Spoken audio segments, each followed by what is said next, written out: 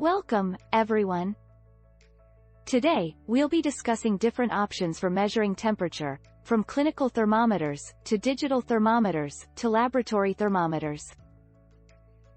We'll be looking at the different methods of reading and using them, and exploring our options. Let's begin. Temperature is a crucial element in our lives, helping us decide how hot or chilly a certain situation is.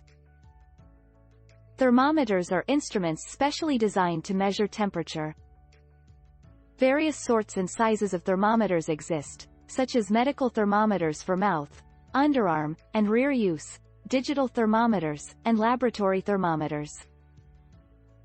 All thermometers operate by examining the temperature of a particular item or environment and showcasing the results. Knowing the temperature assists us to understand our atmosphere, and it can also reveal us how hot or cold something is in comparison to something else. Clinical thermometers are used to measure temperature in different environments, such as oral, armpit, rectal, and veterinary. They come in both digital and laboratory formats and are designed to give precise readings. For the most accurate results, users should read and follow the instructions for their particular model when taking temperatures.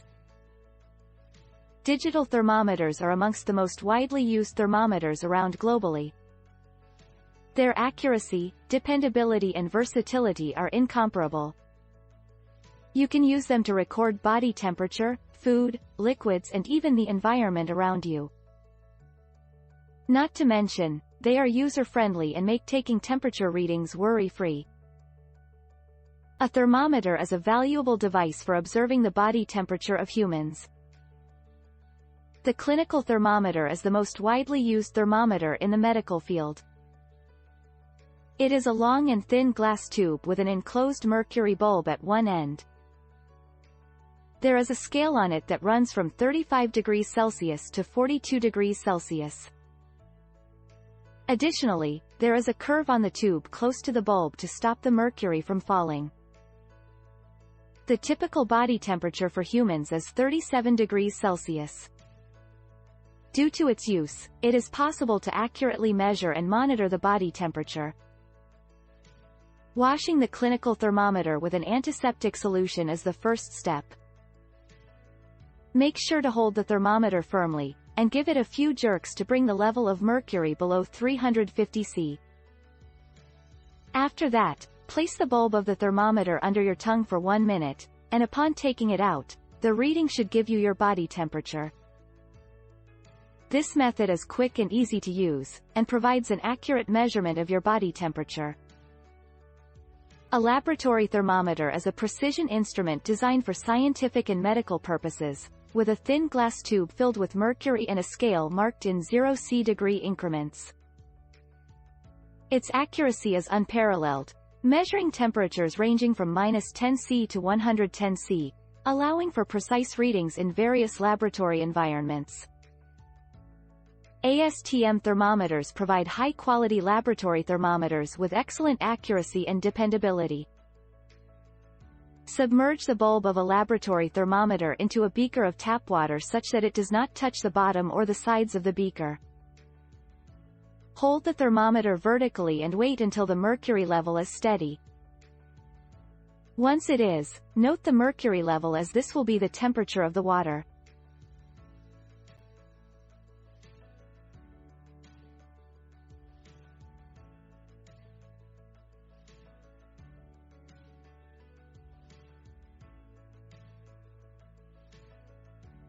Thermometers measure temperature through 3 main methods: conduction, convection, and radiation. In conduction, heat is transferred from the hotter end to the colder end through materials such as metals, liquids, and solids. An example is an iron or aluminum rod or strip with wax pieces fixed at equal distances which is clamped to a stand and heated up at the other end. The wax pieces will melt and fall, demonstrating heat is indeed transferred from the hotter end to the colder end. This type of conduction can be used to measure temperature in clinical thermometers, digital thermometers, and laboratory thermometers. Heat plays a key role when determining temperature. It is important to understand the distinction between conductors and insulators. Conductors are materials that allow heat to travel through them quickly, for example iron, aluminum, and copper. Conversely, insulators are materials that impede the passage of heat, for example wood, plastic, glass, rubber, air, and water. There are also some materials which operate as both conductors and insulators, such as mixed metals. Knowing the conductors and insulators around us helps us measure temperature more accurately with thermometers.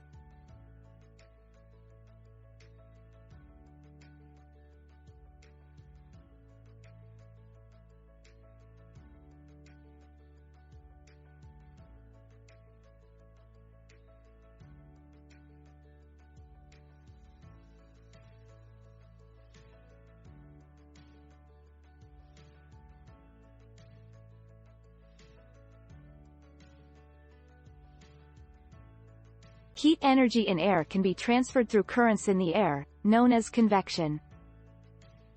When air near a heat source is heated and rises, cooler air moves in from the side to replace it. This creates an upward motion of air. As an example, if you place your hand near a flame, you will feel heat while your other hand away from the flame will feel relatively cooler due to the lack of convection. This demonstrates how convection can be used to move heat from one place to another. The land and sea have different methods of cooling and heating. In the day, the land warms faster than the sea, creating a sea breeze in which the hot air from the land rises and is replaced by cooler air from the sea. On the other hand, at night, the sea cools more slowly than the land, thus creating a land breeze in which the hot air from the sea rises and is replaced by cooler air from the land. The two processes coming together form convection currents which then create sea and land breezes. When discussing convection, it is important to differentiate between a sea breeze and a land breeze.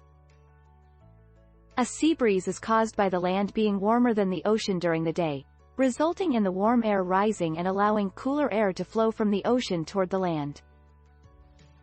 At night, the air over the land is cooler, which leads to warm air from the land flowing toward the ocean, known as a land breeze.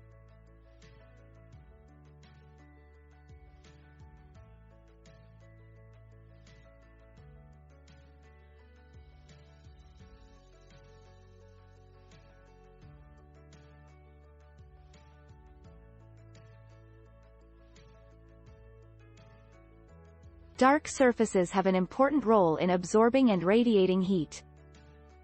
To illustrate this, two tin cans of the same size can be used, with one painted black and the other white. Equal amounts of water are poured into each can and exposed to the sun for an hour.